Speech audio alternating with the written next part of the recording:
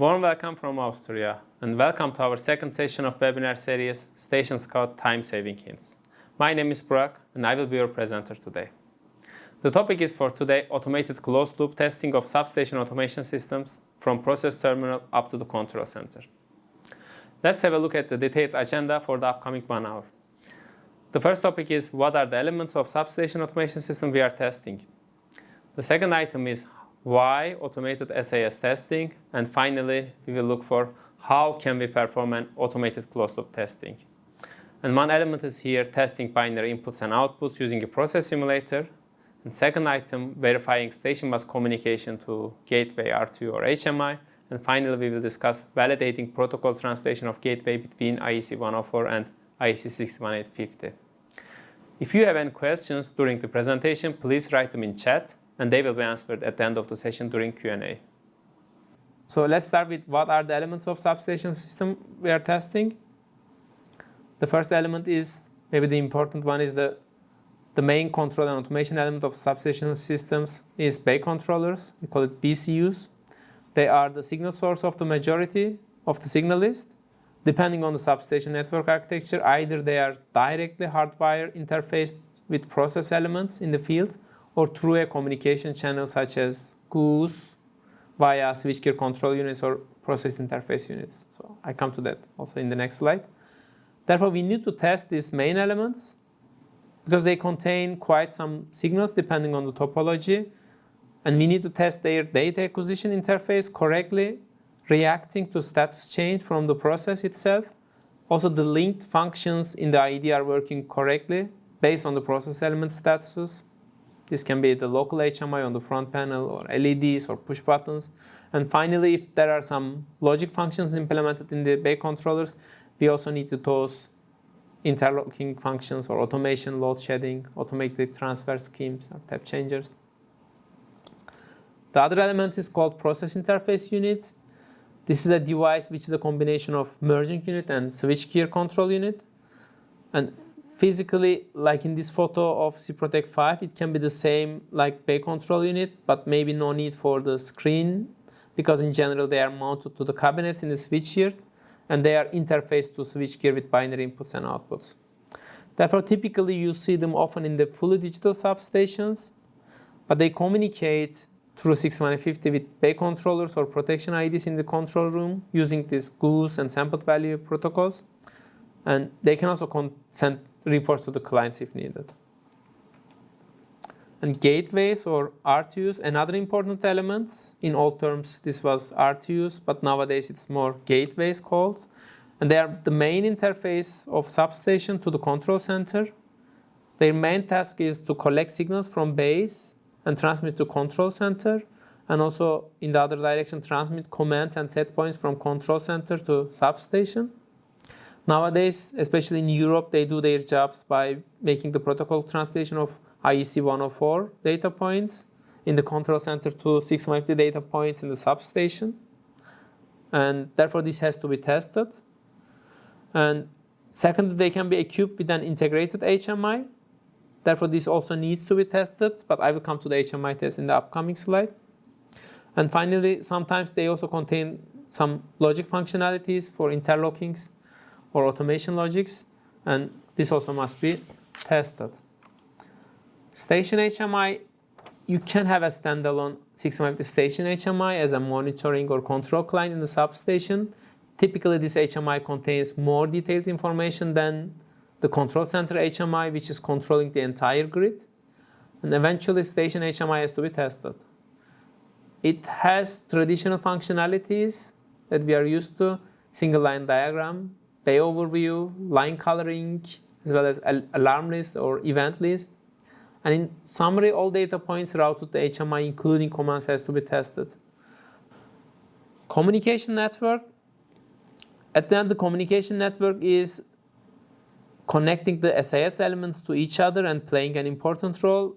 But depending on the network topology, there are different requirements on the networks, and depending on the requirements, there are different network features implemented in the network switch. For instance, the process bus network can contain GUS message which carries critical information such as tripping or switchgear positions, but station bus can transmit reports to RTU or HMI, and maybe this is not so critical and compared to process bus. But when we look into testing of the communication network, it's more of a verification of the message in the network according to the 650 SCL file, and plus the signal list for 104 signals, because SCL files at the moment don't contain 104 signals, so we verify the communication network is working according to the SCL file correctly. Before moving to next agenda point, maybe we look at the elements in terms of data points now that we are aiming for testing SAS system. And in general, from a process terminal to control center, there is a bidirectional communication. We call it monitoring and control directions. And signal to be monitored, such as switchgear positions or other single point information, such as binary signals, including the protection operation from protection devices. And of course, there are also the analog signals from CTs and VTs. And the commands, this is the control signals from control center to switchgear. But other than commands, there are also some tap changer commands or transformer ventilation. And not often in substations, but we see often in the power plants the set point commands to set a value from control center to a device in the control room. And next is to find out the answer, why do we need an automated substation automation system testing, and from where comes this need to automate this process. For understanding this, we need to look the evolution of the SAS systems. If we see the current status now, where we have communication networks in the substation and to control center based on TCP/IP Ethernet communication. Maybe the next step here is also making the conversion of the field wiring from control room to switchyard to Ethernet and utilizing the process bus. But this is an ongoing process now. But even for today, we can see the following changes from serial to Ethernet communication and from proprietary to standard 650 vendor-independent communication in the station bus especially. And that all brings the 100 megabit per second Ethernet to us. And of course, now we have the new consensus or the necessity from freezing the firmware or never updating the firmware to an regular firmware updates or when needed firmware updates.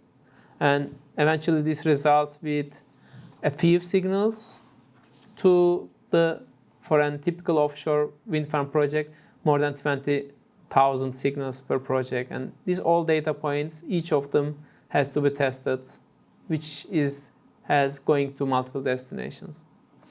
And when we look today, how is this testing organization happening? We see that most of the testing is manually done during FATs. We have mechanical process simulators and very old-fashioned protocol analyzers in 650 SCADA. And in between, we don't care much about change in the network in the station bus. We see it as black box. But from one simulator to another simulator, we assess the test results, and we do it in all manual way. Which you can also see here. The result is observed in different locations by sometimes different people. And eventually we are generating a test report, which is also a test protocol saying that we have tested this and that, and SA system looks great to be installed. And therefore we want to change this to an automated testing with control and automated assessment with machine-generated reports. So how do we do that? Basically, we call it automated closed-loop testing. First, we need to find a way to automate the IED's binary input-output testing using a process interface simulator. We can wire up the binary inputs and outputs of IED to a process simulator. This can be another IED or an R2 or a PLC. In our demo, this is a gateway, for instance.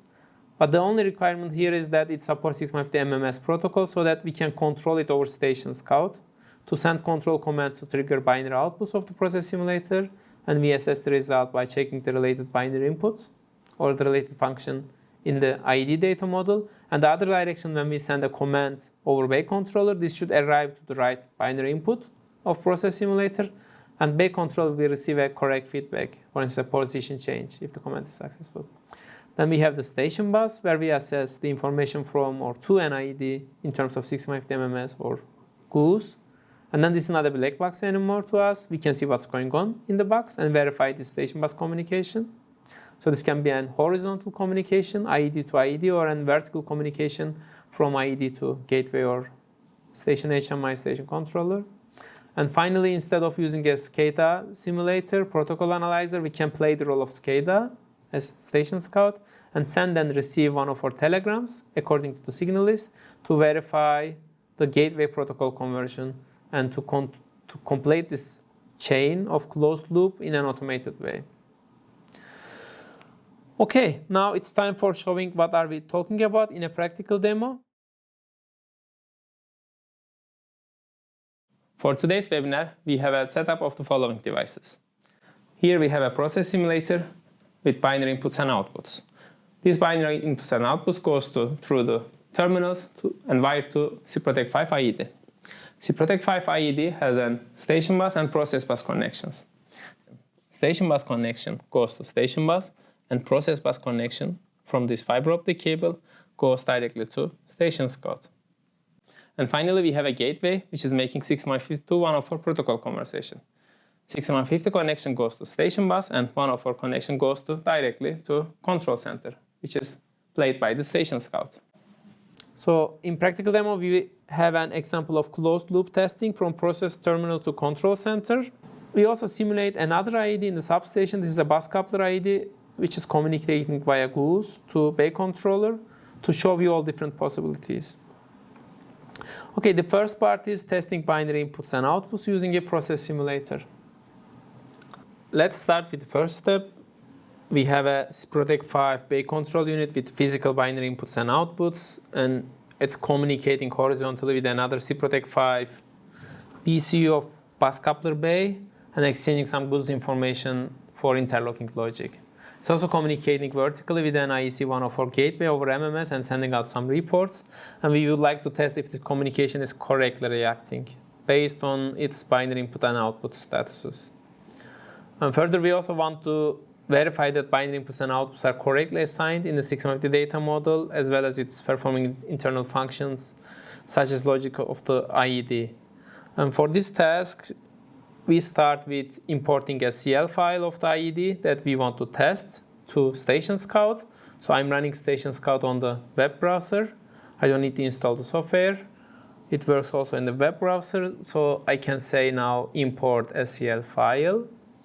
And now I import my small substation SCL, in this case SCD file, which contains 2 bay controllers. Good. I can already have a look at IEDE is expecting some goose message and sampled value message from bus coupler IED, but for today sampled values is not a topic, so I can hide them. And it's also sending some reports to gateway, but I didn't import the gateway yet, but I can already quickly check which reports are being assigned to IED and which data or signals are assigned to the data set. You can see this already. And one important thing is now the IED has 2 access points. So I can see these 2 access points, port E and port F, and the same is for bus coupler IED. And from port E, they create a station bus subnetwork, and there is only MMS in this network. And from port F, which is the process bus, they create this small subnetwork to exchange goose and sampled values. And please keep in mind this throughout the webinar, because now we need to also assign StationScout into 2 different ports, port E and port F. And you can imagine StationScout needs to connect these 2 networks separately. And for this one, we use port 1 for station bus connection, and I will type in an available IP address, something like 192.1.9.33.3, and make the subnet mask something like this. And then I also need the process bus. This is another interface of the StationScout, which is an SFP slot with the LC connector running with a fiber optic link for process bus. And I have another IP address for that. I'm using 35. And the subnet mask would be again the same. We can say apply. And the next thing is to decide the goose simulation would be from which port. So we subscribe to all gooses from all network ports, but for goose simulation, we assign the port 4 for this purpose. Okay, now I can go online and maybe I start already simulating or select simulation of the CProtect 6 IED bus coupler IED, which I don't have, but CProtect 5, this IED from Q01 will be the physical one that I have, and I can go online. And you see that now goose started to be sent, but still it takes some time, and now the goose is successfully subscribed. So IED at the moment is not wired to anywhere. Binary input slots are empty, and we cannot send a command, and binary input output slots are also empty. We now wire the IED to and pre-made connectors to process simulator. So inputs of the IED to outputs of the process simulator, and outputs of the process simulator to inputs of the IED. And the next is now importing the SCL file of the process simulator, which this IED is hardwired to. And for doing that, we need to import the SCL file of the process simulator. This is called binary IO mapping in StationScout. This can be any kind of SCL file, but this is in this case an IID file for this IO box. And here you see this IO box already popped up somewhere in the devices tab. It's also a Siemens A1000 device. And the next thing is now we have these two devices. They are hardwired to each other, but StationScout doesn't know this yet. So we need to introduce this wiring between the devices, or the mapping, in terms of 6150. And this is an CSV file now showing what is assigned to what. And I can already show you this file. This is now a binary IO mapping file. And how does it look like? So you can see that we have the CProtect 5 QA1, the circuit breaker position, which is two binary inputs, and these are wired to the two binary outputs of the process simulator, because this is a double point status information. And the same also applies for all the other switch gear. But if you have any single point information like these binary inputs on the IED assigned to anything, this can be also mapped to a binary output, single point binary output of the process simulator. This is also the same for the other binary inputs. And one thing to consider is this 0. What does this mean? So 0 means if the signal is inverted or not. So electrically 0 means physically 1, or this logically 1, and 0 means this is not inverted. Yeah, we can use this if you want. But when we import this signal list of CSV file, we see already in the event log that we have created 7 mapping signals. And when I click on this IO box now, I see these 7 signals. Yeah. And now when I click on a switch gear, I see in this seesaw symbol that is binary map signal. That means I can control from here the binary output and receive the feedback information on the IED data model. You can see from the address of it. And when I go online now, then now we have the ability to check the position signals of the IED is correctly assigned. So if I check this now, I close the QB1 and I see that it's closed here in the IED. Or I can check this in the QA1. I close it. And the position is also closed. And this gives me more possibilities that I can even change it to intermediate. And I see in the IED that is intermediate, and I can switch to bad state. And I see that the in the IED data model, this is also switched to bad state. Okay, so this was a quick check that we see. For instance, if I close the circuit breaker, this connector should be interlocked. So when we close the circuit breaker, this connector should be interlocked. If I send a command now, then the circuit breaker should be now closed, and these connectors are interlocked. So the process simulator is working on both directions. Okay, so now maybe it's time to create an automated test sequence to test the switchgear positions all at one test case. So for doing that, we click on this signal test and we give a name like switchgear positions binary IOs. Okay, and the signals we need for this purpose we can easily filter out.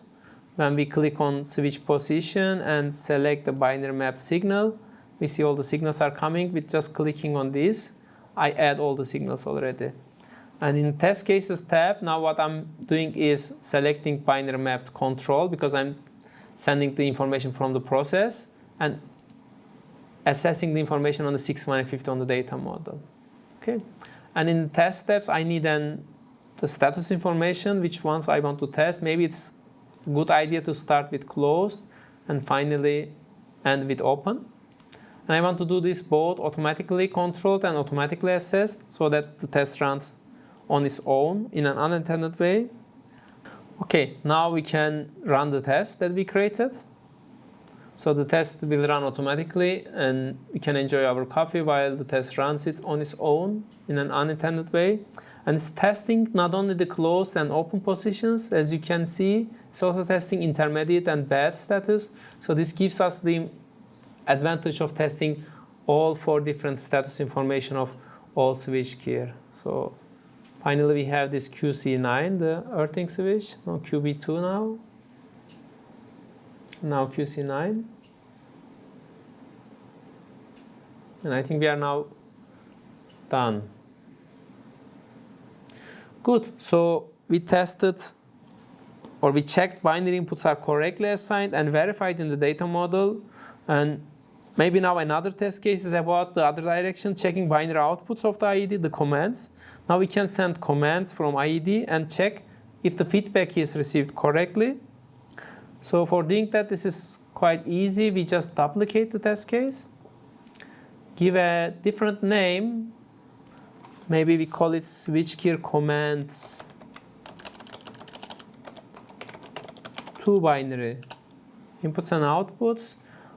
What we need to differentiate or change now is in the test case setup, we can send the commands, of course, but we cannot send the commands in the for the intermediate and bad state. So we can only select close and open, where we can send only close and open commands. But in the test cases, now we need to change the direction from 6150 to binary mapped. Yeah, this is the only thing we need to make the change. And now we can run the test. And this test will show us if the binary outputs are correctly first wired. And it's also correctly assigned in the data model in the IED and correctly communicating in terms of goes and reports. Okay, let's run this test case. Now we are sending like an station HMI a command to IED and checking that the commands are working.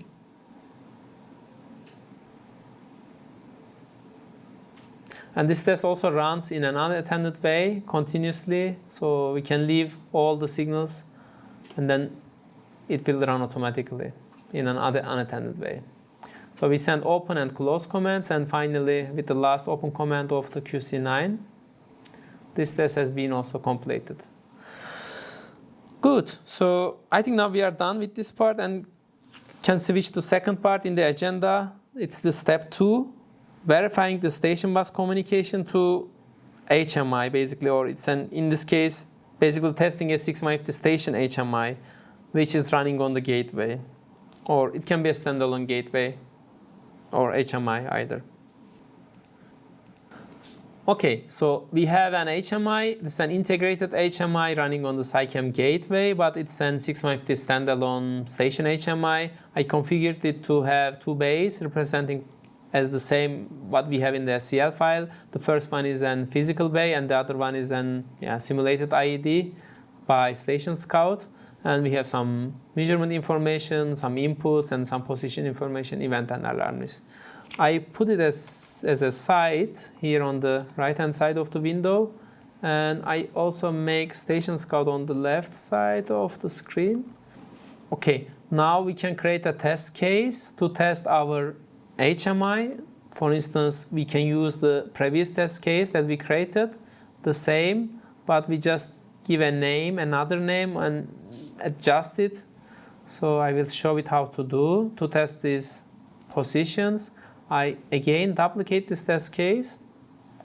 I have a second instance which is not tested, as you see here. I give a different name, switch your position to HMI in this case. And the test is a bit different from the previous test where we test the binary inputs and outputs, because we make the observation on the HMI. That means maybe we would need a little bit more time. We can make this test case setup to system response time a little bit more, then we can observe this, or we can check the event list and alarm list. And another possibility would be making the automated assessment manual assessment. Then in this case I can take some rows and write that I checked the single line diagram, I checked that automatic line coloring, I checked the alarm list. That could be another option. To also save some time here, I make it 3 seconds and run it in an unattended way. I can see that the positions will also start to change in my HMI. So if I start my test now, you see that QA1 is closed. Okay, 3 seconds. And now it's intermediate. Now it's bad. So in this HMI, bad and intermediate is assigned to the same symbol. Now it's open. So now moving to the QA1, closed. Intermediate, bad, open.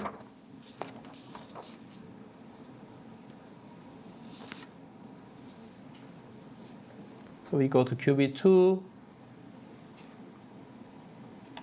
bad, now open.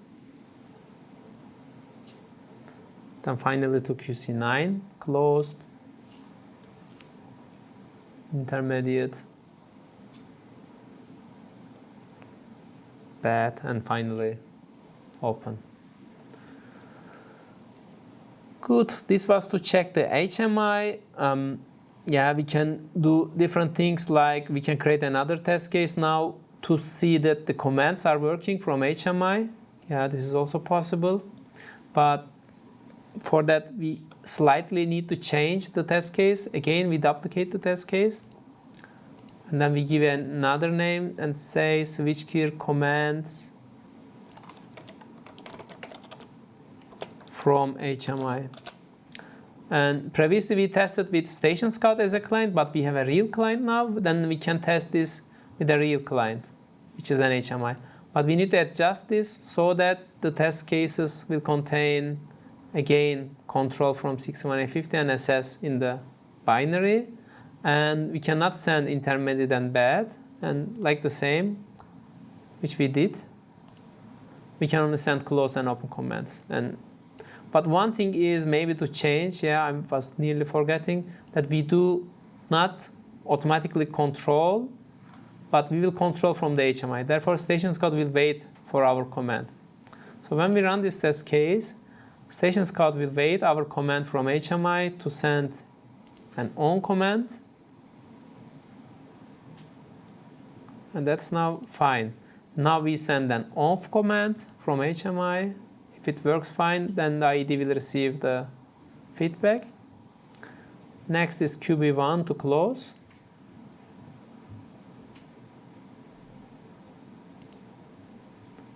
Now QB1 to open.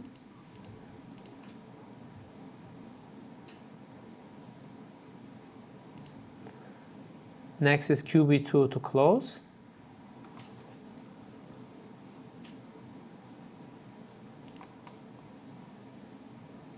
QB2 to open.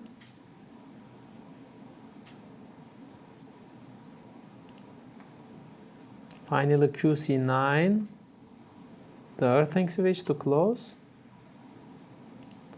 And then QC9 to open.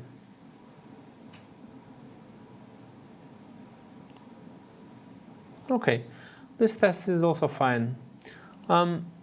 Yeah, one other test I want to try out with you is now creating another test case for the inputs, single point information. So in this case, then some LEDs I assigned to HMI. We can also test this. So there is nothing to copy. We have to create another signal test here, but we can filter out easily by saying only single point information that I want to test. No, not switch position, single point information. These are the binary inputs. Yeah, they are also mapped already in the binary IO mapping table. I can push these signals and create a test case. Again, control 61850. Now control, yeah, let's make it control binary mapped and SS 61850. Then we see the LEDs are blinking or becoming red. And here the cycle is from false, which is 0 or white, and to true. This is now it becomes red, and again finalizing with false. So it's from terminals again to the HMI, and we test this that ID is sending correct reports. And we start this test case now. You see that it's false. Now it's red, it's true. Again false, it becomes white. Now it's false, binary input 2. Now true, it became red. False again. And this is the last test for binary input 3. It's false again. Good. Just I wanted to show you the possibility to test also LEDs to HMI. And this was also done.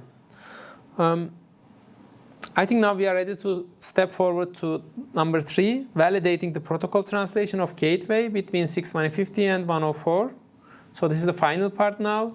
And for this, I need a gateway in my zero-line diagram because gateways are often not added to SCL file, and even they are added, we cannot see the 104 signals because they are not part of the SCL file. Therefore, we need to import 104 signal addresses to StationScout. We do it in StationScout in CSV file format. Actually, creating this file is not much difficult. Basically, we use the signal list that we exported from gateway directly. So I have one example from this gateway that we are using in this webinar. That's the A8000 gateway, where we exported the signal list. The yellow ones are the columns that we use also in the signal list format in StationScout. Basically, we have an 104 signal name, but this is optional. You don't have to use this. But if you want to see the SCADA signals with the same name that you use in the gateway, you can optionally import this. But the mandatory ones are the 104 related information. Here you see. And the type identifier of the 104 signal address. So here we use the decimal format, but you have this CAS2 as 2 octets and IOA as 3 octets. And finally, we also need to know what does this signal is corresponding in the 6150 signal address. We need the signal address of the 6150 signal. And we also need some information like, I can show you our 104 address list. We also need the information like the IP address of the gateway itself and the name of the gateway. Yeah, this can be optional, but we just select whatever we want. We call it A8000 in this case. Our format is like this. Yeah, if you copy it directly from gateway, it fits one-to-one directly. And yeah, now we can import this CSV file to StationScout. We say import 104 mapping. And here it will import the signals. I think for those of you who watched the previous webinar, you know how this can be done. I don't want to go into details of this. You can watch the recording of the previous webinar. But here we have the signals in the 104 addresses, which corresponds to 6150 addresses. To get the signals, I can go online with my gateway, but there is again an important point, because you know that StationScout plays the role of the client, 104 client or master, which is in another network, where you see here with the address. and we need to connect to this wide area network in a different interface in StationScout. And I use the second interface here. I will add this second interface and pick up an control center IP address, which maybe is fixed in the gateway configuration. Then I have to know what is the control center IP address. Then only gateway will respond to the telegrams coming from this address. So in this case, my address, the control center IP address is 10.10.10.100. Now I think I can go online. And when I go online, you see that I'm connected to gateway, and in the background and general interrogation happened, and I received the information from the gateway. Yeah? And if you see some flash icons here, symbols, then it means that these signals are controllable. Okay, yeah, basically I can make a quick check for one signal. You see that there are three different representations of one signal. One is the terminal, the other one is the 61850 station bus, and finally we have the 104 data point telegram from the gateway where we get it. And if I change the signal to closed, then you see that 61850 and 104 reacts. Even the XCBR in 61850 or XCSWI is also reacting. So basically it's working, but why not creating a test sequence automatically to test this closed loop signal in different various representations of the signal itself? We can do this again by duplicating the test case. So let's do that. I will duplicate this test case. And now we have the same test case, but let's call it different. Switchgear position to IEC 104. And now I need to change also some of the signals because I need to add also the 104 signals. I can do this quite quickly by selecting the switch position and 104. Then I have these 104 signals of the same data point. I will add those. Okay. And if you look at the test cases, now we have three different tabs. And I want to control from binary, but access on the 61850 together with 104. So I will also check gateway is correctly translating the data point into 104. Okay, everything else will be the same, but again, I want to start with closed and then end up with open. This is also fine. And the test will run automatically. So we will test this triggering the binary inputs and assessing on the 61850 and 104. So if we run this now, this will not take more than 1 minute to test 4 different double point signals.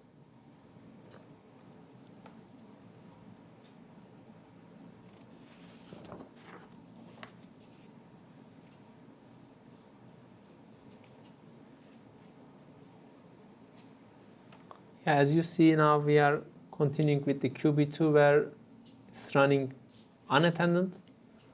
Then we can test all different representations of the signals in different protocols with one test case. It's already done. It took, I think not even 1 minute. This was for the one direction, of course, from terminal to control center. But what about the other direction, from control center to terminals? This is the commands. So what we tested previously with binary inputs and outputs, we can also duplicate this test case, right? And we say commands from 104, or we can call it control center, even from control center to binary inputs and outputs, right? And how do we do this test? Actually, the signals are same again, but we again need to add the 104 signals like previously, what we did. And this time control from 104 and assess again in the binary mapped and 61850. Yeah, the direction change where we send the control from control center. And again, we can only send closed and open commands. And now we can run this test case.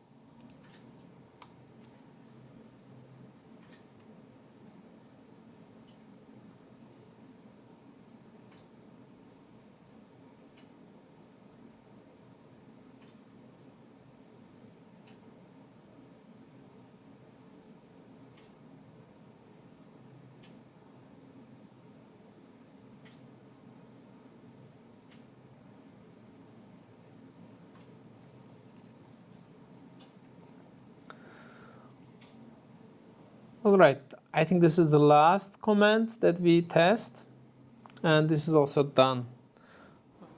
With this example, I come to the end of this episode for today. Again, to summarize, we performed a closed-loop signal testing with StationScout. I hope you can try it out already and save some time. Thanks for your time for today, and bye.